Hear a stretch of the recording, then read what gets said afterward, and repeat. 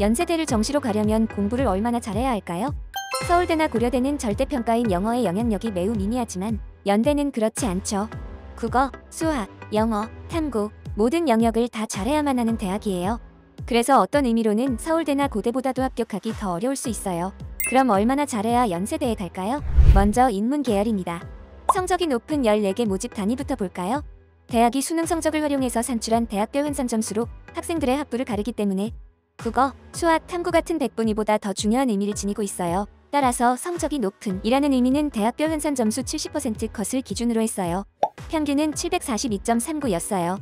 그런데 사실 이렇게 말하면 감이 잘 안 오죠. 그래서 대략적인 가능성은 백분위로 확인하는 게 더 편한데 이걸로 따지면 96.6 정도가 되네요. 대략 전부 1등급이라고 생각하면 돼요. 그래도 서울대 인문계열 모집 단위는 모두 수학 70%, 커트라인 백분위가 100이었는데 그거에 비해서는 아주 조금 낮게 나오기는 하네요. 70% 컷이 가장 높은 3개의 모집 단위는 상경계열에 속하는 경영, 응용통계, 경제 모집 단위였어요. 매년 높은 입결을 보이는 모집 단위들이에요. 취업에 장점이 뚜렷한 학과들인 것 같아요.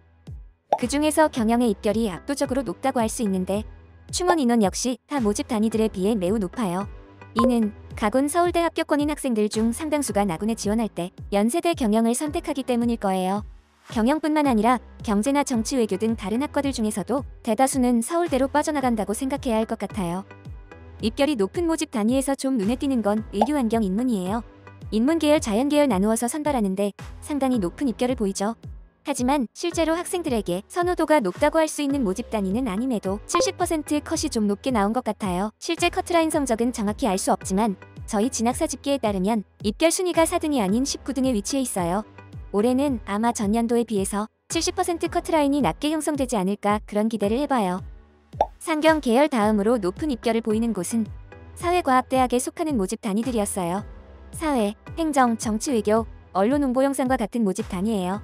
그 중에서 사회와 행정이 742.9점으로 동일한 점수를 보이는데 커트라인은 사회학과가 더 높았던 것 같아요. 저희 집계로는 그래요.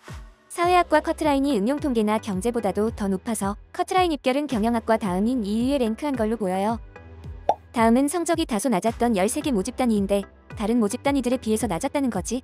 절대적인 성적이 낮은 것은 절대 아니에요. 평균 백분위가 95.8이니까 상위 모집 단위인 96.6과 그리 크게 차이 난다고 할 수는 없겠죠. 식품, 영양, 생활 디자인, 실내 건축, 간호 등 자연계열과 나누어서 선발하는 모집 단위들의 입결이 낮은 모습이 보여요. 아무래도 인문계열 공부를 하던 학생들이 주로 생각하던 전공들은 아니어서 그런 면이 있는 것 같아요. 또 어문계열에 속하는 모집 단위들도 비교적 낮은 입결을 가지고 있어요. 연세대만 그런 것이 아니라 대부분 대학 내에서 어문계열은 학생들에게 선호도가 높지는 않아요.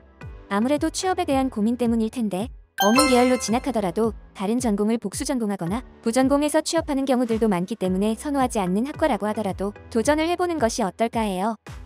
입결이 비교적 낮은 모집 단위들 중에서 충원 인원이 많은 곳은 신학과였어요. 아까 충원 인원은 대부분 서울대로 빠져나가는 학생들 때문에 생긴다고 했었던 것 같은데 신학과의 경우에는 그렇지 않은 것 같아요. 서울대로 빠져나갔다기보다는 가군, 서성한 라인이 선호도 높은 학과로 간 것처럼 보여요. 아닐 수도 있지만요. 또 하나 눈에 띄는 점은 도거 동문의 최종 등록자 100분이 70% 컷이 97로 매우 높다는 것이에요. 이 성적은 입결이 높았던 응용통계나 경제에 맞먹는 성적이에요. 하지만 대학별 환산 점수에 있어서는 차이가 컸는데 이는 수학 100분위의 차이에서 비롯된 것 같아요. 작년 수능 수학 나형이 어려웠기 때문에 100분위로는 98과 99 사이 1밖에 차이가 안 나지만 표준 점수로는 7점 차이까지 날 수도 있었거든요. 그렇기 때문에 대학 지원을 고려할 때 평균 100분위 등으로 고민하는 것은 큰 의미가 없어요. 대학 환산 점수를 통해 어느 대학에 지원할지를 고려해야 하고 이는 바로 진학닷컴에서 계산해 볼 수 있어요. 수능 성적만 입력하면 대학별 환산 점수를 무료로 확인할 수 있으니까 많이들 사용해 보세요. 70% 컷 가장 낮은 학과는 문화인류였어요. 가장 점수가 높았던 경영과 비교하면 대학 환산 점수로 무려 23점 정도가 낮았어요. 신학보다도 낮았으니까 꽤 낮았던 거죠. 오해하면 안 되는 게 문화인류에 합격한 모든 학생이 점수가 최하 점수는 아니라는 거예요. 70% 컷 성적이니까 대충 5등이나 6등 정도 성적이었을 텐데 그 순위들부터는 조금 낮았을 수 있겠네요. 그럼 커트라인이 가장 낮았던 학과는 어디였을까요? 그건 문헌정보였던 것으로 보여요. 진학사 표본이기 때문에 아닐 수 있기는 해요. 문헌정보의 70% 컷은 738.85점으로 11위에 위치해 있었는데 70% 아래 등수에서는 합격자 간 점수 격차가 비교적 큰 편이었던 것 같아요. 여기에 충원 합격한 한 명은 정말 조마조마했겠네요. 다음은 자연계열입니다. 자연계열도 대학별 환산 점수 70% 컷이 높은 13개 모집 단위부터 볼게요. 70% 컷의 평균은 699.18로 인문계열보다 40점 정도나 낮은 것처럼 보이는데요. 수능 표점에 따라서 또는 계산식에 따라서 다른 차이를 보이는 것이기 때문에 인문계열이 훨씬 더 공부 잘하는구나 라고 생각하지는 않아도 돼요. 물론 자연계열은 의대 등 선호도가 높은 모집 단위들이 있기 때문에 조금 더 수월할 수 있기는 해요. 좀 더 이해가 쉬운 100분위로 보면 95.6이었어요. 이것도 대충 모두 1등급이구나 볼 수도 있죠. 물론 세부적으로 보면 꼭 모두 1등급은 아닐 수 있지만요. 의의과는 넘사벽이죠. 충원 인원이 14명이었는데 아마 서울대 의대로 갔을 거예요. 서울대는 과탐2가 필수이기 때문에 의대를 생각하는 수험생들은 과탐2를 선택하지 않는 경우들도 많은데 의대 지원 가능권 학생들 중에서도 최상 위권 학생들은 과탐2를 꽤나 많이 선택했던 것 같아요. 의의과는 아마도 국수탐 합쳐서 한 문제 정도 틀린 것이 커트라인이지 않았을까 싶어요. 치의에도 당연히 높아요. 의대와는 비교적 큰 점수 차이가 있지만 다른 학과들에 비해서는 또 큰 격차로 점수가 높죠.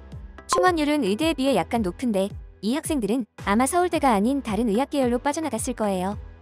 의학계열이 아닌 학과들 중에서는 화학이나 생명과 관련한 모집 단위들의 성적이 비교적 높은 편이었어요. 그 중에서 충원율이 가장 높은 곳은 화공생명공이었습니다. 38명 모집에 180명이 지원해서 4.741의 경쟁률을 보였는데 48명이 충원 합격했기 때문에 실질 경쟁률은 2.1로 낮아져 2명 중 1명은 붙었던 거죠. 물론 성적이 뒷받침되었을 것이지만요. 반면 생화학은 충원율이 무척 낮아서 4.88대 1인 최초 경쟁률과 실질 경쟁률이 큰 차이가 나지 않아요. 그래서 그런지 진학사 표본으로는 생화학 커트라인이 화공생명공보다 오히려 더 높았었어요. 그 외에 컴퓨터과학, 전기전자공, 기계공 등 전통적으로 취업 깡패 학과들이라고 불리는 학과들의 입결이 높은 편이었어요. 올해는 삼성과 손잡아서 시스템 반도체 공학과를 새로 개설하는데요.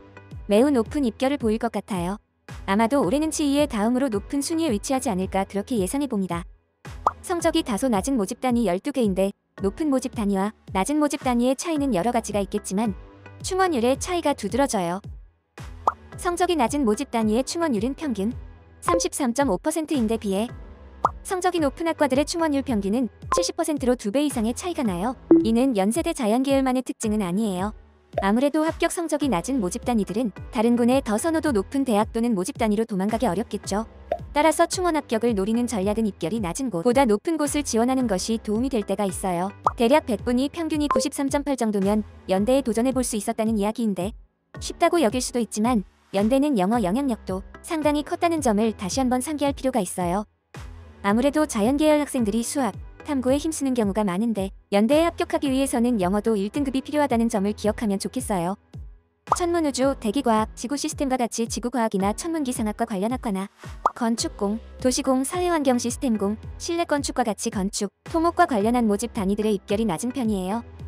또 아까 인문계열에서도 인문, 자연 나누어서 선발하는 모집 단위들의 입결이 낮은 모습이 보인다고 했는데 자연계열에서도 마찬가지네요.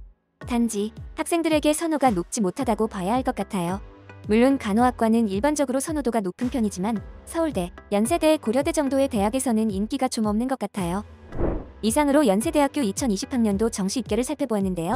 전체적인 관심 모집 단위의 입결은 화면을 멈춰두고 자세히 살펴보면 좋겠어요. 중요한 것은 과거의 입결보다는 올해의 결과겠죠. 앞서 말씀드렸다시피 대학별 환산 점수를 통해 이를 확인해야 하니까 올해 점수를 바탕으로 학부를 예상해 볼 수 있는 진학닷컴의 서비스를 꼭 활용해 보도록 해요.